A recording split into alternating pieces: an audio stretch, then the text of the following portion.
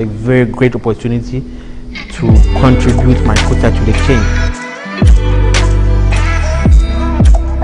I'm very happy to be here because here I have seen people who have gone through the fellowship. I know I have an insight into what they have experienced, and it makes me eager to start the training. Today we are bringing our fifth cohort together.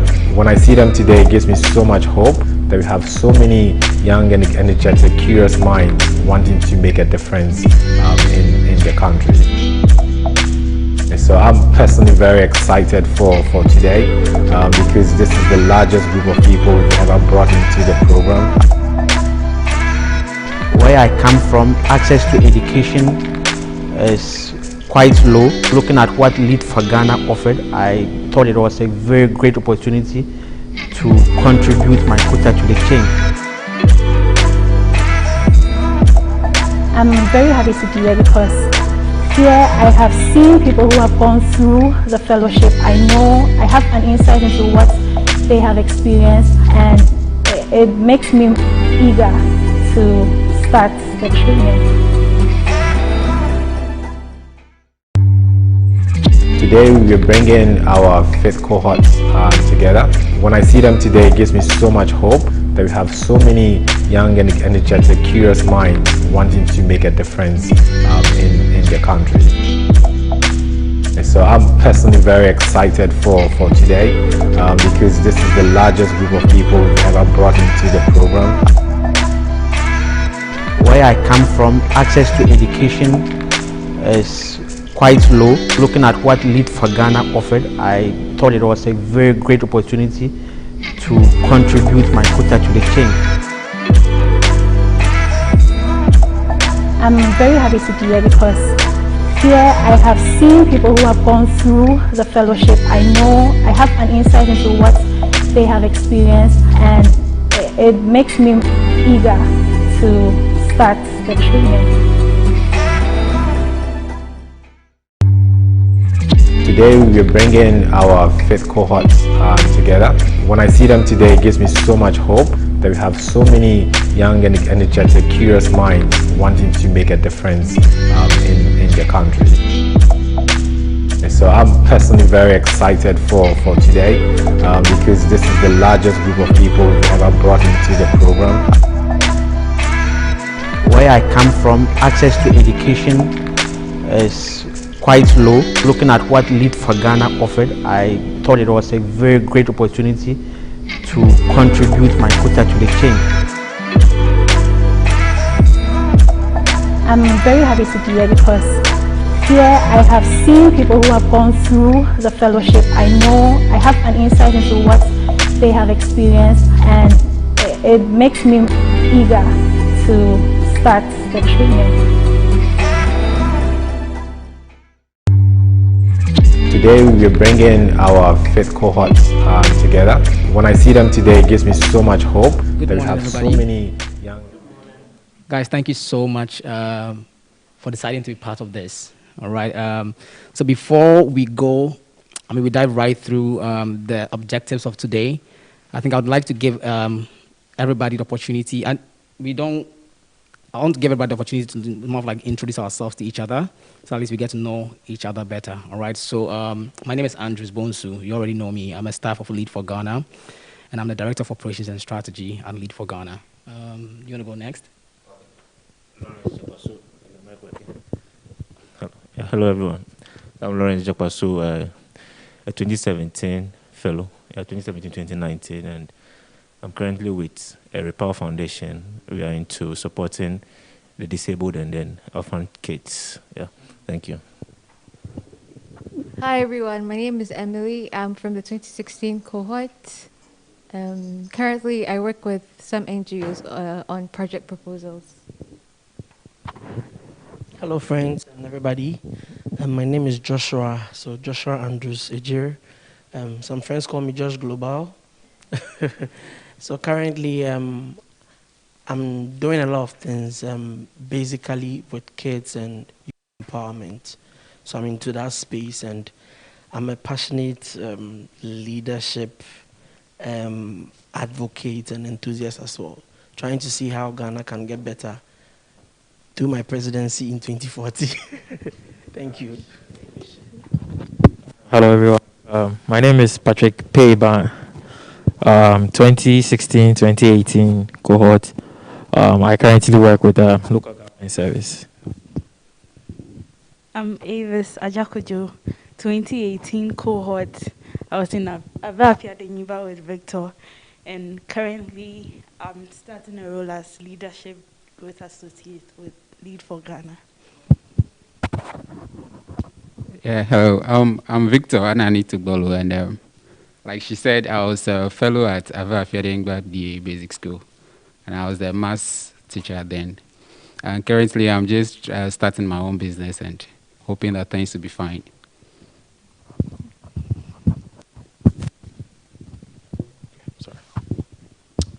Hello, my name is Florence Esiamponsa, 2020 fellow, and then I think it's a privilege to join this meeting to learn more and also to hear more.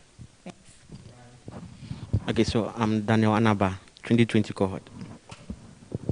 All right, guys, thank you so much. As you may already know, this is basically the public service breakout room, right? And then this room has been designed for alumni who are interested in more of like strategizing action plans to influence and so impact, to make impact through public service aligned to our one-day vision of ensuring that one day every child will have access to an excellent education, right?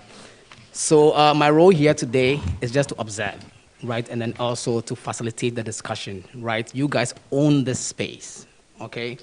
And then we envision that this space will be more of like full of hearty, open sharing of ideas. We want to encourage everyone here to speak up, right? If you have anything on your mind, considering the objectives that we're going to discuss today, you just go ahead and then, you share.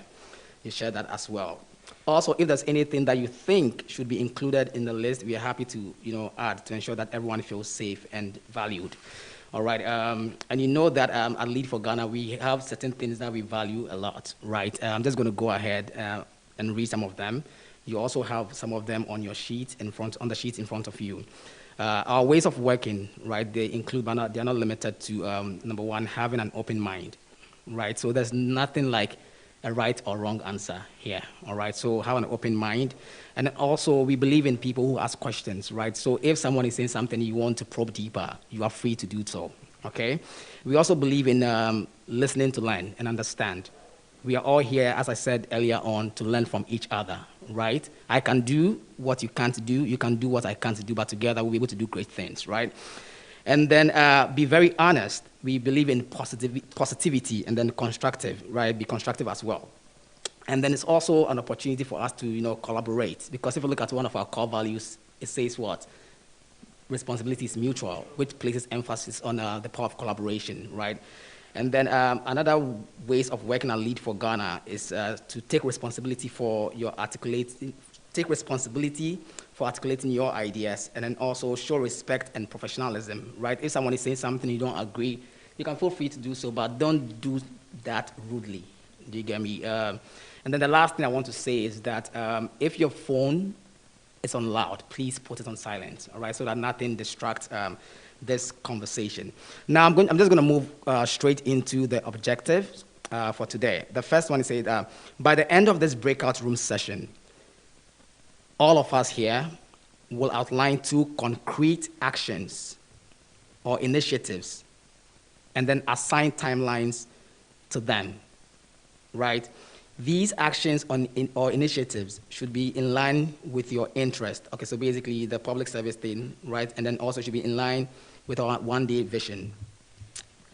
And then the second objective says we should be able to decide on 2 speakers who will share deliberation and decisions with the whole group. So it's more of like a brainstorming session, right? We're just going to look at the public sector, right? And then more of like connected to education. You have been on the field, you have worked with the student, you've stayed in the community. As far as the public service is concerned, how is it affecting education, right? So you look at so basically we can look at the problems, that exists within the educational space, so far as the public service sector is concerned. And then once we have all that conversation, at the end, we are expected to come up with what? 2 concrete actions or initiatives that we think we can undertake within the public space.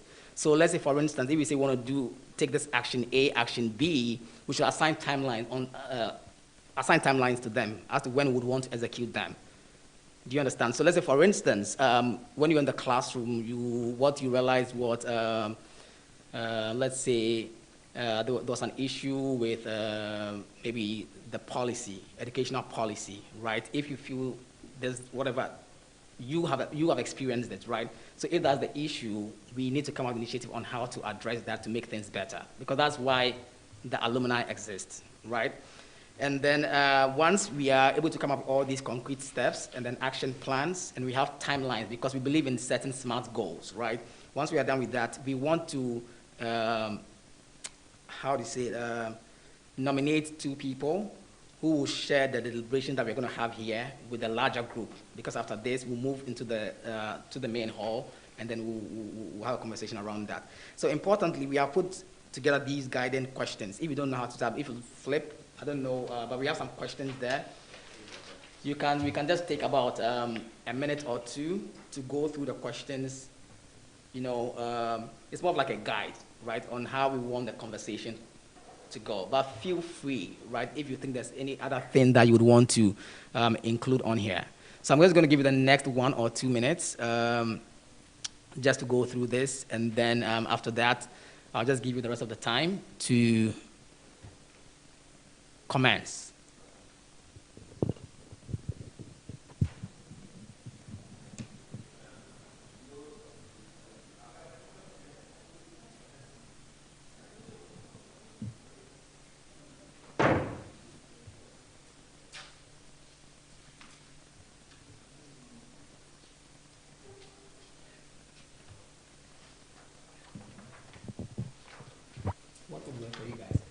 Would you want me to just maybe take it question by question, then we just go around and have a conversation? How do you want to handle this? What do you think would help? I think that works. That works. Emily? Yeah. Okay. All right, so we can go, right? Okay, so if you look at the first question, so this is what we're going to do, just read the question, and after that we'll just go around the table for people to share their ideas.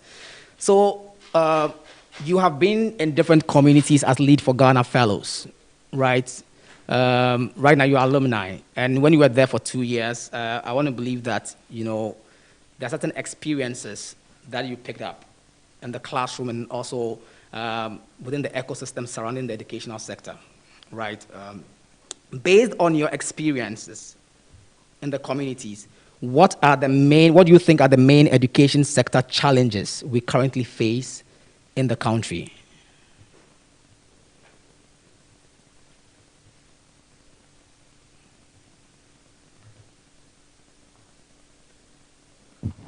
Anyone can start. Yeah. Yeah. Okay. So to start with my experience, I realized that one of the foundational challenges, or most basic challenges that we face, is infrastructure.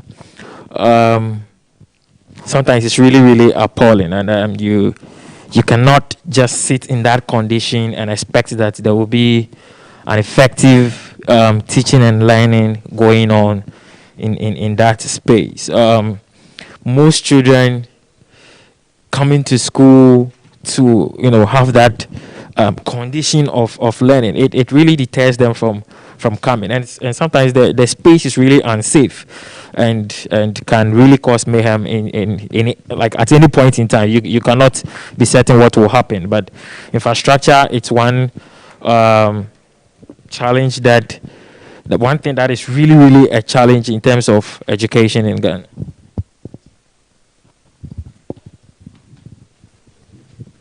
I also think that there are teacher training gaps. Teachers are the leaders in the classroom, and I believe that everything rises and falls on leadership. So if you enter a classroom and there are gaps in the classroom, then you should check the leader in the class. And I think that there are really serious teacher training gaps. I don't know whether it's from the the way teachers are trained, or the curriculum with which they are trained, or the kind of mindsets that are imbibed into them during teacher training. Why do you think that is an issue? And the teacher training, as I said, teachers are leaders in the classroom. So if there's a hitch in their training, it means that we would find the same hitches in their classrooms, and they wouldn't be able to give up the best.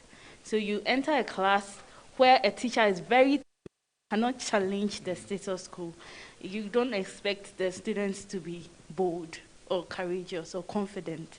So, and in our placement regions, Victor and I experience, and when the teachers are discussing something and we are around, they sort of want a second opinion from us because they feel they are creating their marking scheme, English, and then maybe opposite of tall, short. The opposite of tall, short. Or Victor, is it not short? Like, I mean, very confident. And shouldn't feel intimidated because somebody who went to the university is sitting around you. So what you know, you have to second guess it or second think it. So I think that there are really gaps in teacher training and something that public policy can really deal with.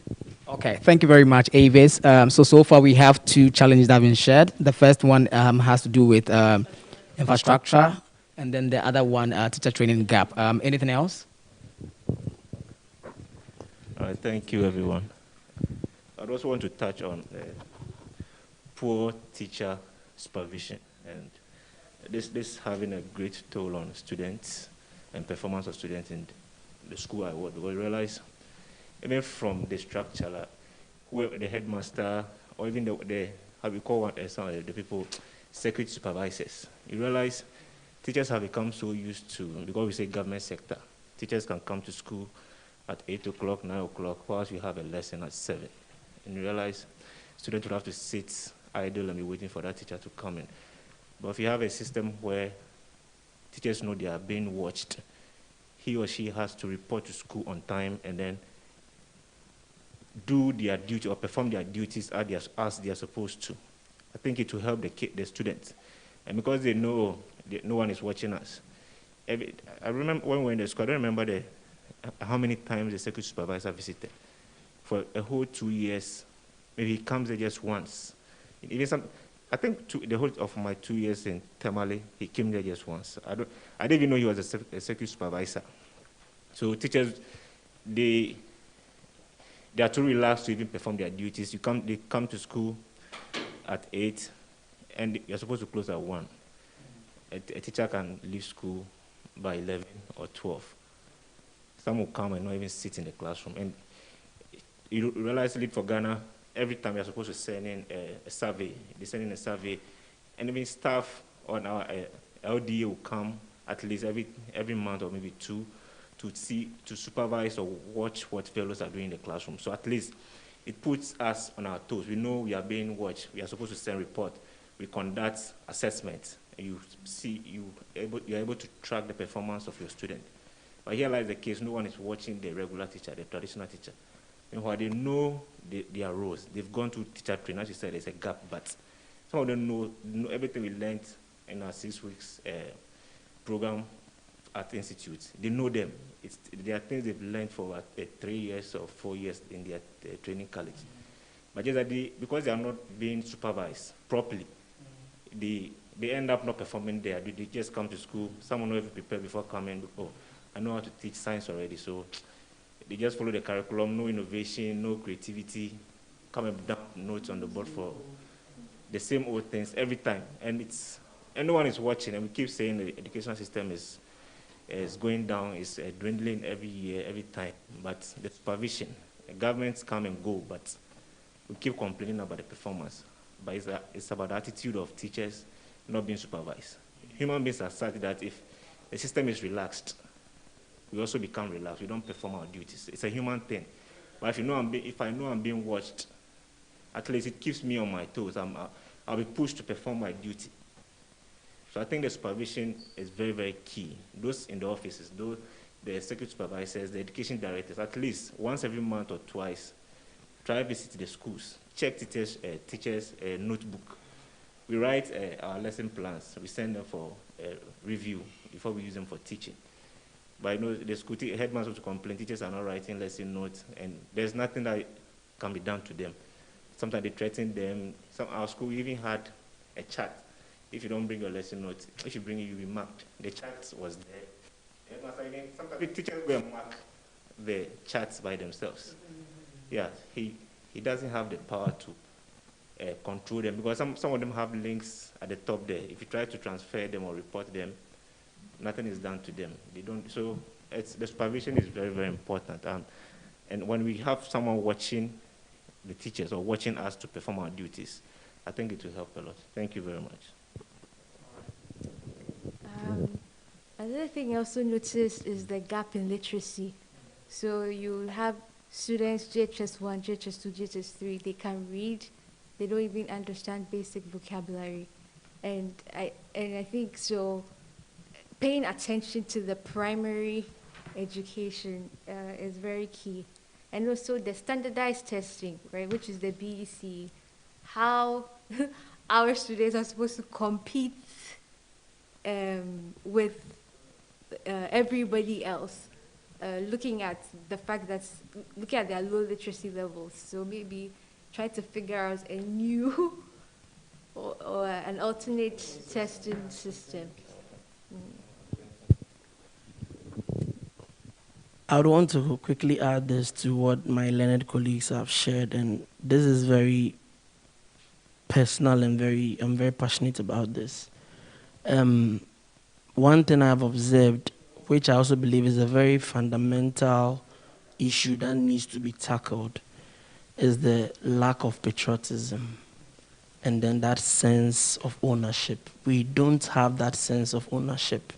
Whether you're a teacher, whether you're the headmaster, whether you're the CS, security supervisor, whoever you are, I think that sense of patriotism, I don't know where it is now. We've lost it.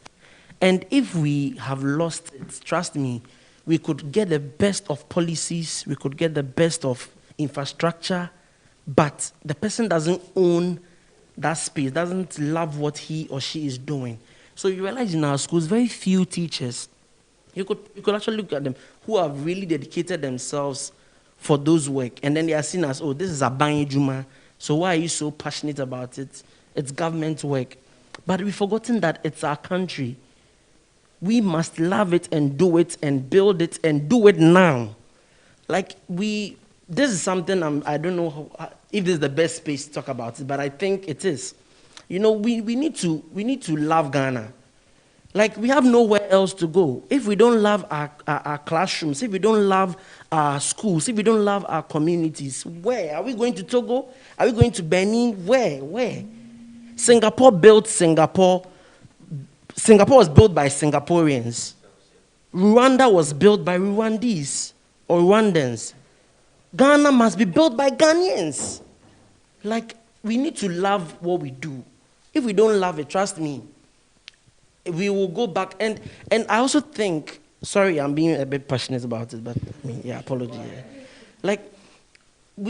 I've realized that it's because of years and years of neglect, years and years of corruption, years and years of abuse of power, years and years of lack of political will. So people are like, okay, let me just go get by. I mean, at the end of the day, I'll be paid.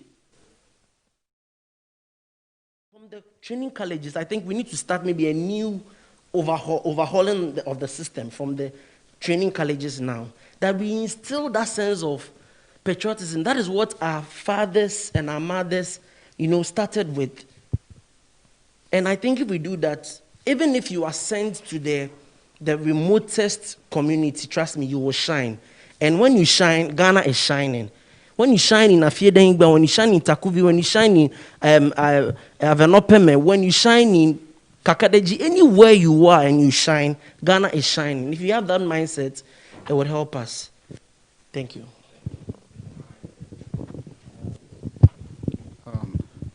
Okay, I think that for me, I would I'd love to actually raise some points on some of the things that have been mentioned already. For instance, what Avis mentioned under the teacher capacity building, and also my big brother, the supervision thing. But first off, I want to also mention that one of the basic things that I think is acting against the desire to create that space where students will come out as the best globally is the fact that we often have some non-functional divisions within the education system. For instance, talking about the planning stages of the education system, you realize that people have sat down over days, years, have had committees and came up with certain structures that which you can tell from the first go that if this is implemented, almost everything will be fine with the education system. Those structures are in place, but they are not working. For instance, when you go to the district level, we have the Girl Child Coordinators Division.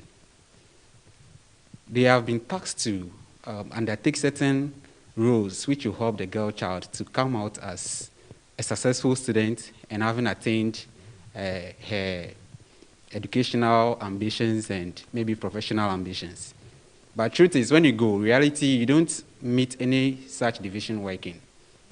Just within this few months of break in education in Ghana, if you check what's happening now to our girls in the villages, it's heartbreaking. So I think one major thing is that we spend in Ghana here, a lot of money is invested into planning our systems. Then the blueprint is available, but then the implementation becomes a problem.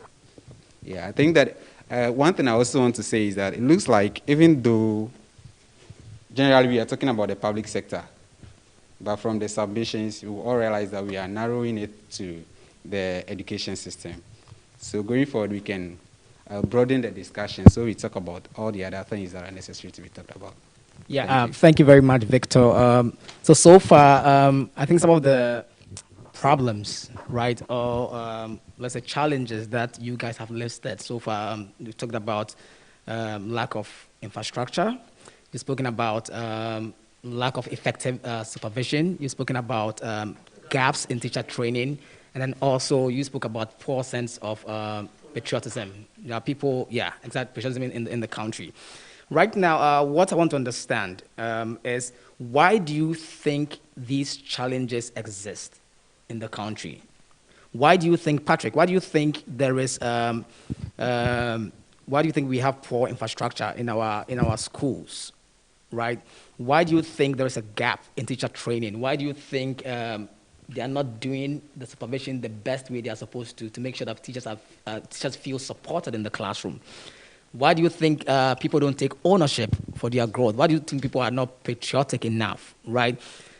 Let's take the next 30 seconds to think about this thing, right? Because we can talk about all the problems, but until we understand why those problems exist, we won't be able to find creative solutions to address them.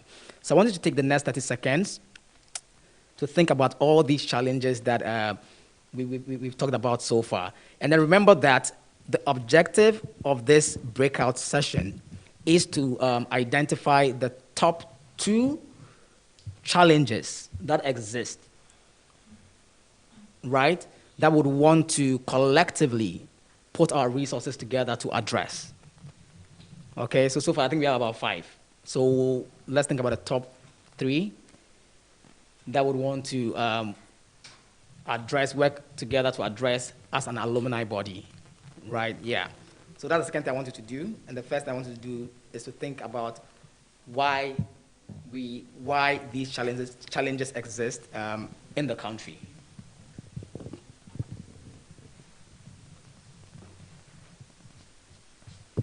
So anyone can go. Anyone who feels encouraged can go. So what I would like to say regarding what the root cause of some of these challenges is that I would say financial constraints. The kind of money that it's giving for education in Ghana, I don't know the budgetary allocation, but what actually gets to the schools is nothing to write home about. When I was in EV, my headmaster would complain that capitation could come, and because of the population of the school, sometimes it's as low as 120. What can a school manager do with 120 cities to manage the school for perhaps a term or so? So the issue of TLMs, the issue of monitoring and supervision, some of the security supervisors don't even have what they would use to transport themselves to even the schools to come and do the supervision. So money, money. It's really a big issue. I think quite some time ago, there was a proposal that government stopped because of the politics of it, that they wanted to give some of the schools to some private individuals or organizations to run. And then if you look at the money that was being given to the organizations to run, because it was World Bank funded, it was huge. And definitely it was going to have a great impact in education. So the kind of money that we channel into education is what is causing most of these problems. And that if we increase the monetary allocation to education, I know that most of these problems would be solved. Thank you very much, Patrick. And then for my side, And remember that you don't have to just speak to your point. You can speak if you agree with what someone else said. You can go ahead and speak to that. funding is very important for the schools, and with what we even do as Lead for Ghana fellows in the schools, they all depend on the kind of funding that we receive. And with the funding we've received, we've seen how we've developed our schools from when we set into the schools and how they look now. And then I think with the teacher training gaps and with what Joshua said, patriotism, I think they all key in. We should be, public policy is all about, when you're outside the system, then you have to do something to pressurize those in the system. So I think there's a lack of education policy think tanks or pressure groups. I think that's the problem, because we all sit aside and watch, but then we are not doing anything to pressure the people in the system to do what they are supposed to do. Duty bearers are just relaxed because nobody is saying anything. Parliamentarians are always on their toes because Imani is watching you, somebody is watching you, corruption. But who is watching the education system? No one. No one is actually watching too. And I think we are not patriotic enough, or maybe we've not really understood how deep the problems are. But then I think we should be thinking about how we can create something like that to sort of put pressure on the system. All right, thank you, Abies. All right, thanks. So I'm thinking, I think another challenge you have about the funding for education, or lack of funding or financial challenges. I think we have the money. We have the money, but as in the allocation, even the money is allocated to the sector. The channels the money go through before it gets to the schools or the districts. Before the money gets there, it's not enough for headmasters or schools to use to perform the duties they're supposed to use them for. For instance, when we were in the school, I think an academic year, there was a policy that there shouldn't be we shouldn't take money for headmasters shouldn't take money for examination, so exam fees. And here lies the case: they don't have the materials to print exam papers or anything, so they have to resort to writing on the board. So someone was like, okay, with this chalk dust and everything, you expect me to set 40 objectives, and then so at the end of the day, just to lower the standards, I can come and put 5 questions on the board, list 10 challenges of this, list 20, then you are done. Meanwhile, maybe government could have, maybe if you think headmasters are being corrupt and taking money for students, could have just made the education office print exam questions for students, if it's even 1 page each.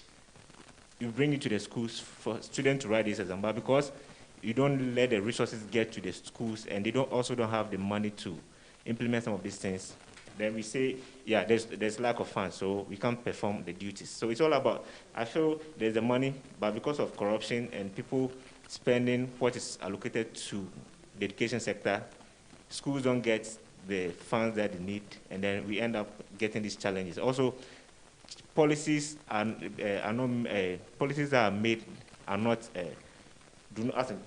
they don't get the views of the schools. So as in this education, this exam thing, we could have just coordinated with schools to find out what best we can do to solve this exam fees thing. I think coordinating with schools to get their views and teachers feeling part of the policy will make more progress than sitting at the top there, then bringing out the policies, and the teachers will be grumbling, and then at the end of the day, we don't achieve aim. So maybe the funding is there, but the corruption, and not also the second thing about not taking ideas of teachers or making teachers agree with the policies and making them understand why we are taking some of the decisions to be able to move forward. Yeah, thank you. I want to quickly add something to what my two friends shared. So actually, budgetary allocation for education over the years has been declining, has been falling short. For instance, 2017 was 20.10 of the budget for education. In 2018, it went down to 18.6. So we're actually coming down. Though it looks like a large chunk, it's actually falling short. And also, talking about your point is, in particular, is we take it's like a cut and paste system. We don't do it from a bottom-up approach. We sit in a boardroom somewhere, discuss, think that this is the best for the people over there, and then we give it to them to take it in. It doesn't help.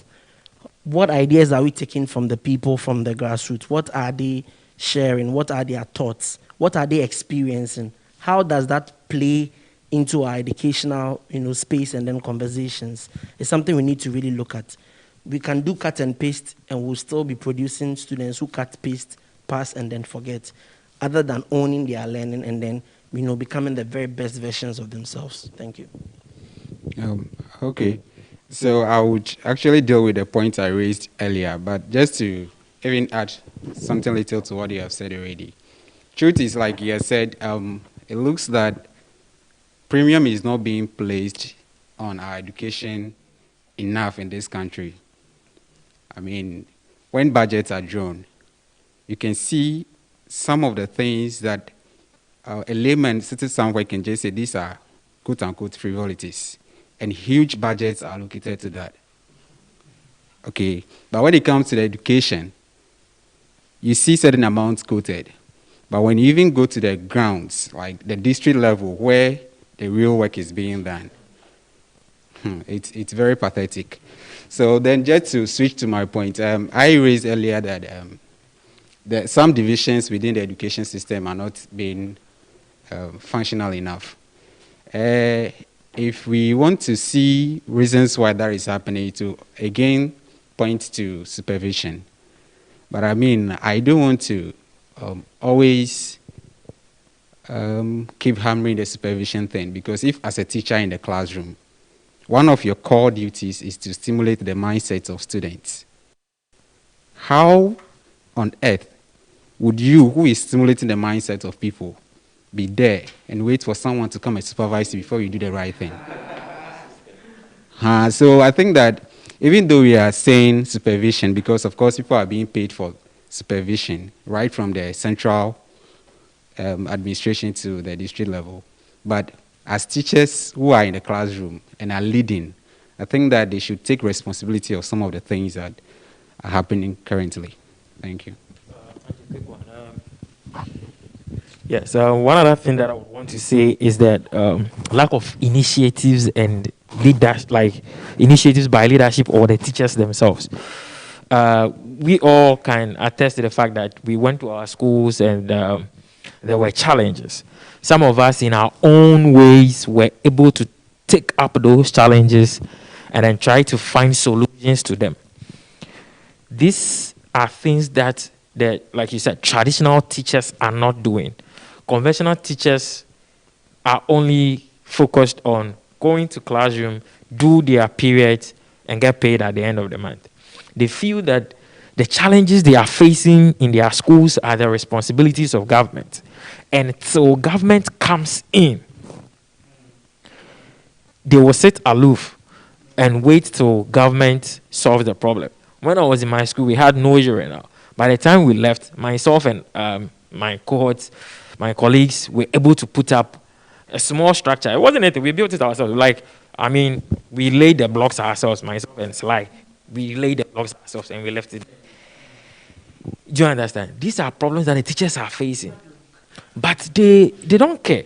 They just want, you see, sometimes you can just, not with your own money, somebody will come and help. Or you can organize the community to get things done. But the teachers and the leadership do not want to do that. And that is what is causing because most of these things, if we are taking initiatives and we are being leaders in the classrooms, we can get rid of school management issues, monitoring and evaluation issues, literacy gap and lack of patriotism and all those things. If we are actually taking ownership of the space, like you said, and being leaders and not just people to go and lecture a period, a subject, and leave and go home, then we can actually solve most of the problems. Because trust me, money is never going to come. Money is never going to be available for all the schools in Ghana. It is only when the people in the space would know that this is our space, right? If you're a teacher, you go to school, there's no chair for you. And you want to wait till government brings you chair. Trust me, you will sit on the floor till next 4 years. Do you understand? I'm not saying use your money, but once you take the initiative, there are NGOs around that have resources and looking for where to invest. There are development partners that come to the district assemblies. And so if you can tap into this pool of resources, you can actually achieve some results and we can solve most of the problems in the schools. Fantastic. Thank you very much. Oh, Joshua, you want to go ahead? Yes. I'm very sure every single fellow, alumni here, the incoming ones, yeah. So I can speak to it as well. So every single alumni here did something remarkable in their school. I know from Emily, I could see from Afiedengba team. It's because we took charge of that space. So I really appreciate the point you really raised about we owning that space, teachers being leaders in the classrooms, to raise more leaders. Thank you. Wow. So it's all leadership. Yes, I think one point I can also add, or I'd want to add, is sometimes we have the leadership, but some of the things the traditional teacher would say is they feel disgruntled, like, okay, why is the minister sitting up there? He has access to the V8. He has basically government provides everything. Like even pen they used to write in their offices, it's the state that provides it. They drive but the teacher who is on the ground. We can take the leadership, but if you don't get that kind of sacrifice from the top, they'll feel like, I won't do it. Why should I be suffering for some? But it's all about the leadership. If we take the initiative and we do it, I think it will send a message to the top. We should just keep pushing to make them follow us and buy into our ideas. Yeah, thank you. Thank you very much. Do you want to say something? Go ahead. Yeah. I think I'm down much, but then I think for the few weeks being in the school, I got to realize that parents are also not taking charge of the quality of education their kids receive in the school. In the sense that if I know, no matter in the private or in the government school, because parents who send their children to the private school, there's this eager they want to know how their children are referring in their school. Are the teachers doing the right thing or not? But when we go to the government sector, you realize that as to how the child is referring in the school until maybe the headmaster invites the parent to come to the school. The parents don't care. So I think if there is this sense of knowing how their children is referring, they can also put pressure on the teachers to do more for their kids. So it's also boiled down to the mindset of parents as well, because there's this kind of communities. Okay, so if you look at, let's say, the Methodist schools, like those schools, like even if the government has not come in, they make some contributions to build their own schools and all that. So if the parents also could come together, okay, the school need this, the government has not yet provided those things for them, they can also come together in their small way, put up something, and then together we build the schools and all that. Thank you. Guys, thank you so much. Wonderful, wonderful thoughts that you've shared so far. I mean, I want to use this opportunity to also remind you of one of our objectives at Lead for Ghana, which is to raise a generation of ethical and entrepreneurial leaders who will basically leverage on their classroom experiences as well as their experience within the ecosystem surrounding the educational sector to drive long-term systemic changes, right? Now, we've spoken about some of the challenges we experience in the classroom and some of the challenges that currently exist within the educational space, right? And then we've also gone ahead to talk about why some of these challenges exist. What is feeding into that, right? Right now, what I want to know is, as an alumni or as a fellow, what are some of the changes, systemic changes, you would like to see? Right? Looking at all the challenges, what are some of the changes you would want? What are some of the changes you would want to see? Let's say a year or 2 or 3 from now, right? You're talking about infrastructure problem, right? It's not. I mean, it's infrastructure. What are you talking? What kind of changes do you want to see as far as infrastructure is concerned? You've spoken about people not taking ownership for their own growth or the development of the country or their communities or their schools. What are some of the changes would you want to see to say that we've been able to shift the needle towards the positive direction? Take the next 5 to 10 seconds thinking about that. I think we are behind. So they have to decide. We are behind time on what we are actually supposed to do. So we have to decide on which Yes, so I mean, it. someone is writing that. So, yeah. Yeah, the top 2. So let's quickly decide on that. Okay, so yeah, we can do that. Because what so, you are saying will be based on that. Based on that, yeah. So what top 2 challenges would we want to focus on as an alumni, so far as the public service is concerned? We've spoken about infrastructure stuff. We've spoken about all the things we're talking about, right? Gaps in teacher training. Looking at the things we've spoken about, do you want to summarize? Maybe you should just summarize it for us, then we can just choose the top 2 things we want. The general challenges we all spoke about. First is infrastructure challenges in our various schools. Then teacher training gaps. Teachers not being trained enough or being professional enough in their duties. And the lack of teacher supervision. And then poor literacy. And then standard of assessment. Then sense of ownership or patriotism. Teachers taking responsibility for their duties. And then love for country, or the love for what we do. We don't love the work we are doing, or we don't put in our best. And then teacher capacity building, which is also similar to the gaps. And then the non-performing structures. We have the structures, we have the system, but the system is not working. So these are some of the, and then we went on to mention why some of the challenges exist. And then we have the financial problem or lack of funding, and then the corruption in the system. The funds not getting to where they're supposed to go, and then lack of a stakeholder consultation, not engaging stakeholders enough in policy making, or teachers or people in policy making. The teachers lack initiative, not taking initiatives or the leadership to be able to see the change that we want in our classrooms. And then parents not taking charge or not being involved in their kids or what's performance in schools. So these are the. All right. So what are we choosing, guys? What we should choose the two from the why. The why, yeah, why the challenges, yeah. So I think not the challenges themselves. Yeah, the why, the why. Okay. So what are we taking? I'm thinking leadership. Yeah, so I will go for funding and leadership. To drive the funding. Yeah.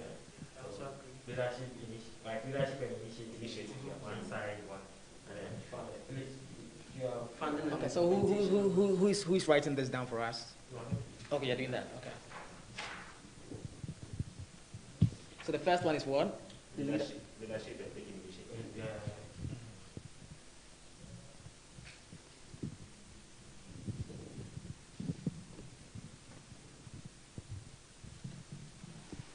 The second would be the funding. Yeah.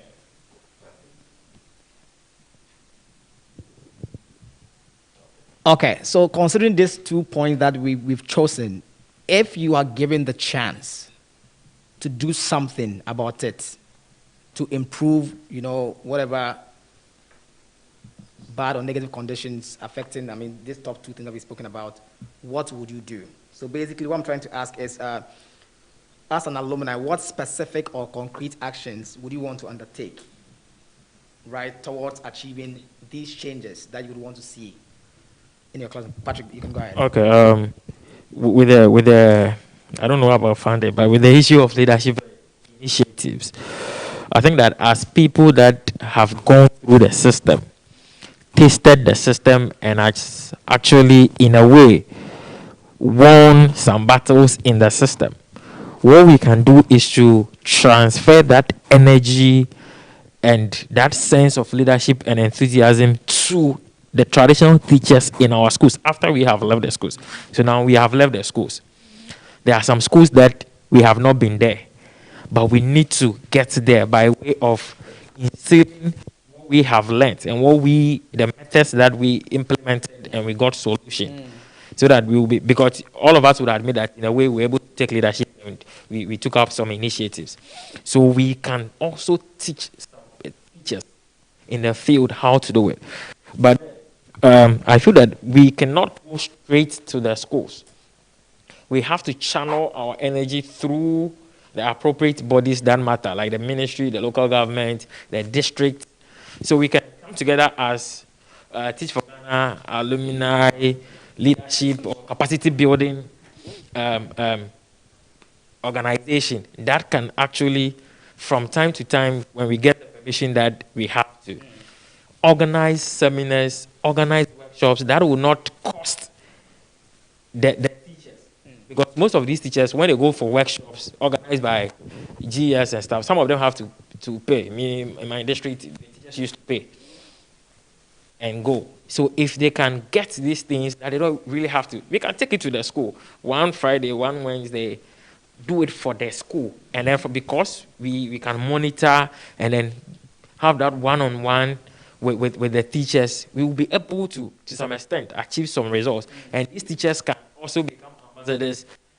And by them being changed people in their schools, other teachers would also learn from them, just like other teachers were learning from us when we were there. Because in our schools, most of us, other teachers began to copy us and be like, oh, Charlie, this guy dresses nice to school. Let me also start dressing nice. Because me, my place, some teachers actually stayed because we were there. Normally, it was really deprived. Normally, people come and they go. They come and they just go. So when they were living in a more open community, but we were in the village. So they were fresh from school. They came and they were like, where do you live? I said, oh, we live here. I said, oh, really? You are here? So they did not seek transfer. But previously, the following year, they will be gone. Yeah, but that year, they didn't, then they are still there. And one of them is even the assistant headmaster now. And they are still there because they learn from us. So if we can have that organization that I'm talking about, we will be able to... Thank you so much, Patrick.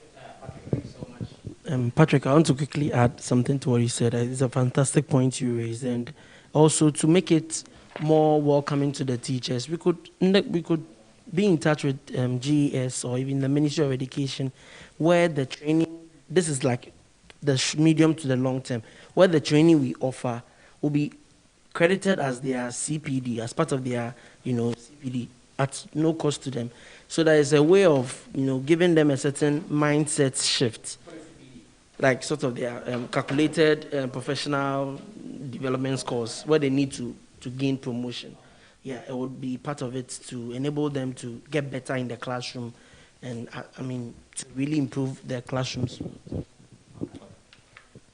All right, so we have one point, which is to say that we want to, more of like as an alumni, develop a body that will provide professional development sessions to teachers in the schools, right? Especially the local schools, right?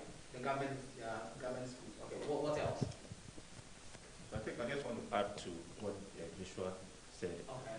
I think engaging GES in this kind of exercise would help a lot, because if, as my brother mentioned, sometimes teachers have to pay for workshops, which shouldn't be the case. If you are organizing a capacity building session for teachers, I don't think, fine, maybe I don't know why you should make them pay, but GES should be able to, we as an alumni can engage GES and let them know the importance of teachers taking initiative in their schools, their various schools, and also try to involve government. Sometimes, fine, we can say we can rely on NGOs, but if we are able to make funding available for some of these projects teachers want to undertake in their schools, it will give them the motivation that, oh, okay, we've identified this problem, let's support the teacher to do this. But I think also the politicization in the system to sometimes, maybe go and complain that we don't have desks in the classroom.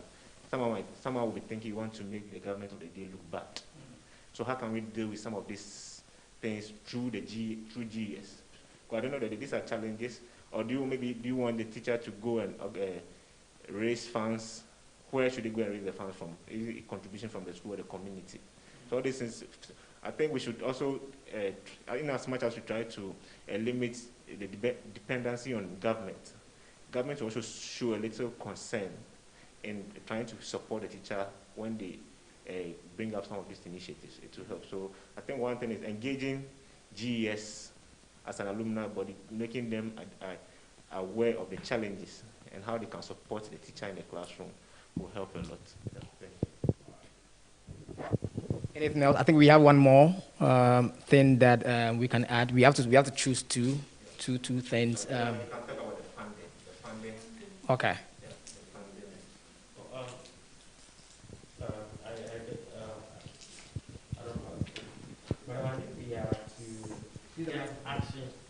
I think we have to get an action, like 2 action plans on one solution or one, or am I lying? Because it's by the end of the alumni will outline 2 concrete action plans or initiatives and their timelines that will be undertaken. Yeah, so that's what you do. Okay, so we said one. So okay.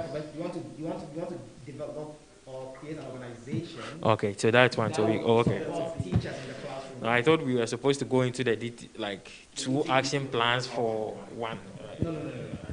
So you have that one, right? So what's the other? Then let's just add the timelines to this one and get our hands off it, and then You own the space, so you can go ahead.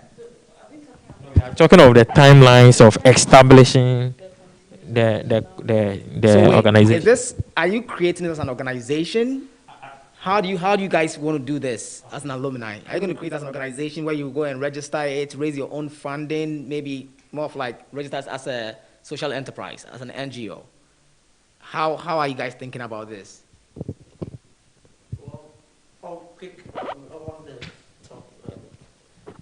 We made mention that if we don't have public policy, educational think tanks, so we could start as an educational think tank in a way.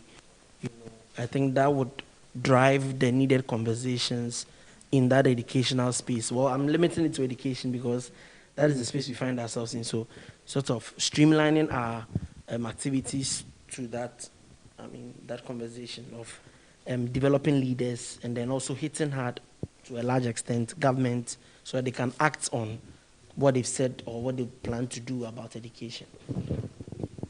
Yes, and I agree with what Josh said. And then I think that it could be one stone to kill two birds, because funding can also come as a result of having a think tank that is actually working, that's very feasible. So whilst pressurizing the government, you're also on the ground with the teachers. And there are so many things that we can do with teachers, even on their own. It's in teacher training.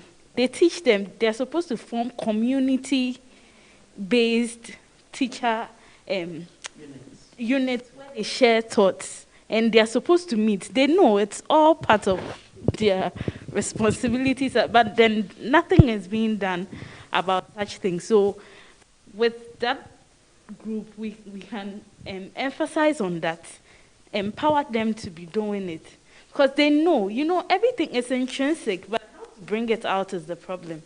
They just need that little push. Because even as fellows in the school, we've been able to influence teachers. We've been able to influence some of the things they do. So it won't be something difficult to let them do it themselves. They just need a push from behind. So I think, and funding can also come from that as well. Okay. All right, guys. This, amazing thoughts. And I want to believe we already have our 2 points that we want to focus on as alumni. Remember that this conversation doesn't end here. This is the beginning of the conversation, right? And whatever we discussed and whatever we've, with regard to timeline, do we have timelines as to when we want to go live with this? Can we do that quickly? We need to be ending the session now. So now, if I get a clear picture, what we are doing is more like bringing into being an educational policy think tank, right? That will focus on influencing policy on educational funding and then teacher capacity building, right? Okay, now timelines for getting this into being.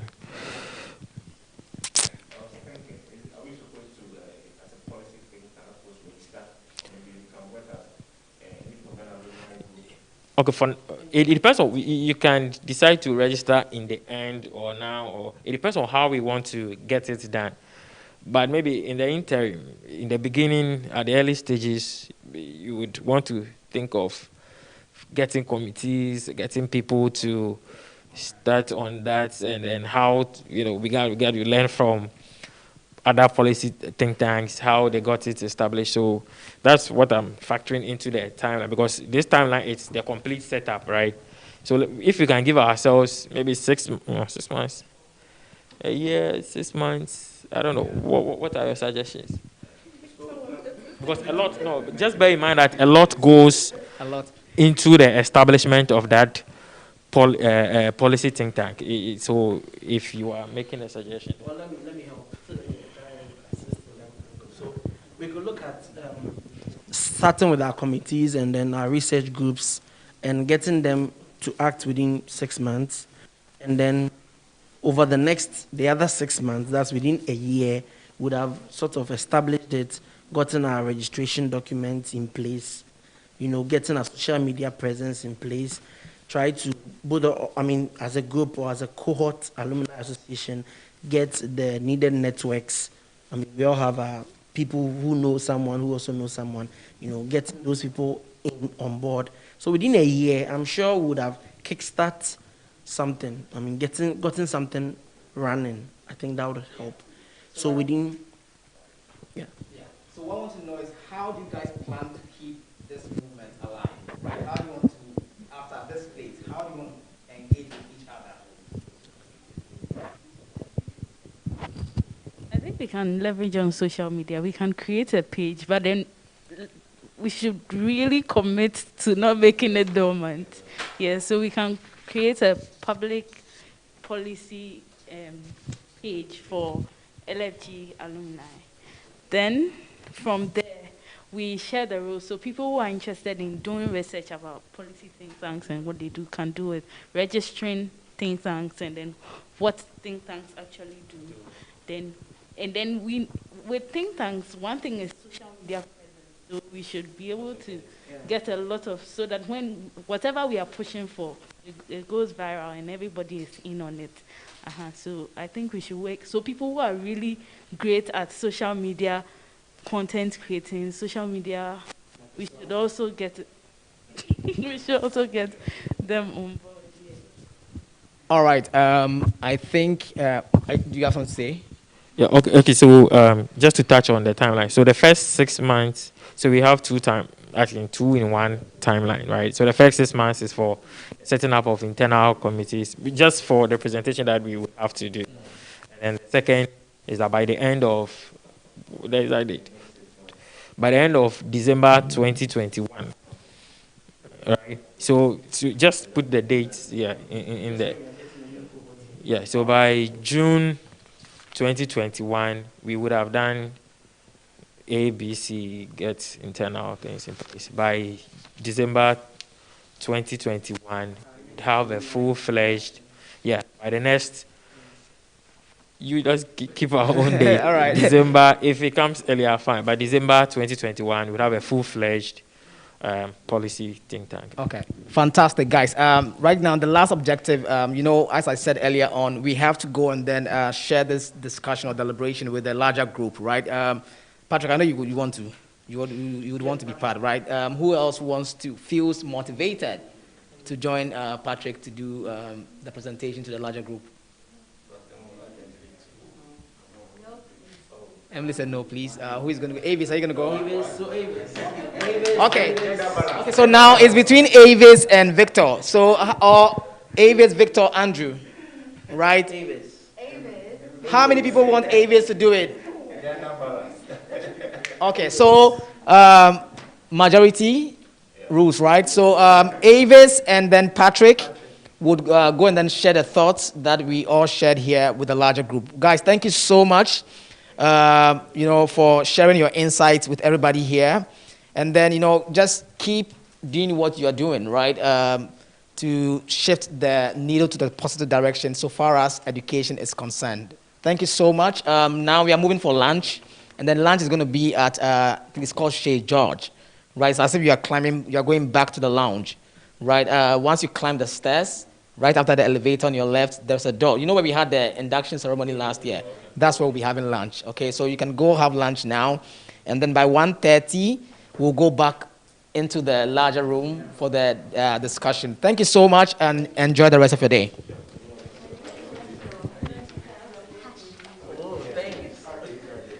Energetic, curious mind wanting to make a difference in the country. And so I'm personally very excited for today because this is the largest group of people we've ever brought into the program. Where I come from, access to education is quite low. Looking at what Lead for Ghana offered, I thought it was a very great opportunity to contribute my quota to the change.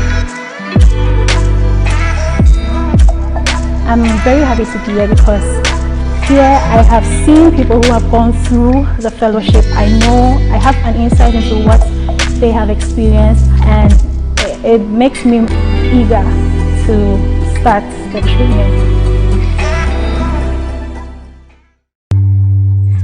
Today we're bringing our 5th cohort together. When I see them today, it gives me so much hope that we have so many young and energetic, curious minds wanting to make a difference in the country.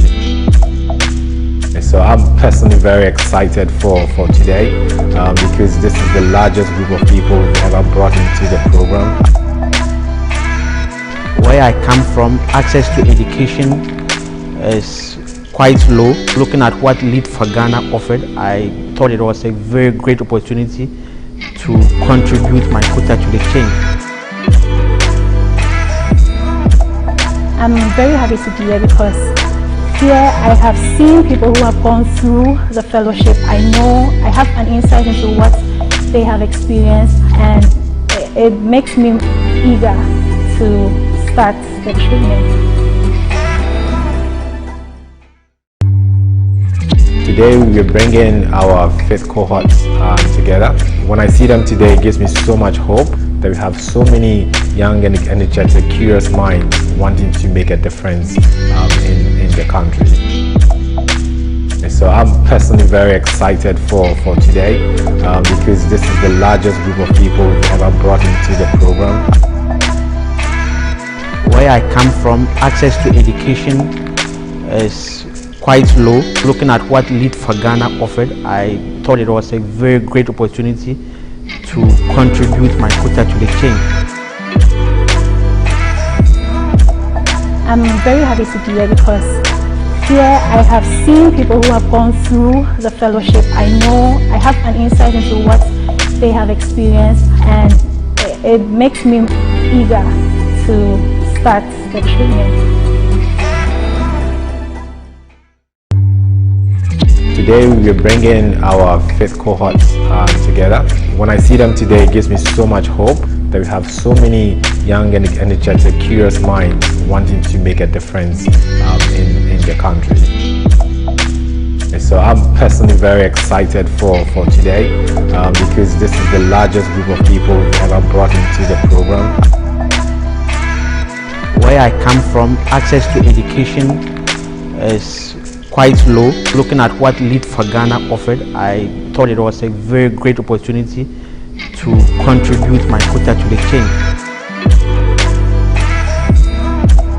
I'm very happy to be here because here I have seen people who have gone through the fellowship. I know I have an insight into what they have experienced, and it makes me eager to start the training. Today we're bringing our fifth cohort together. When I see them today, it gives me so much hope that we have so many young and energetic, curious minds wanting to make a difference in the country.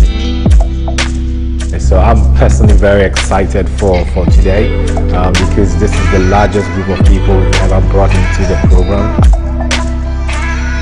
Where I come from, access to education is quite low. Looking at what Lead for Ghana offered, I thought it was a very great opportunity to contribute my quota to the change. I'm very happy to be here because here I have seen people who have gone through the fellowship. I know I have an insight into what they have experienced, and it makes me eager to start the training. Today we're bringing our fifth cohort together. When I see them today, it gives me so much hope that we have so many young and energetic, curious minds wanting to make a difference in the country. And so I'm personally very excited for today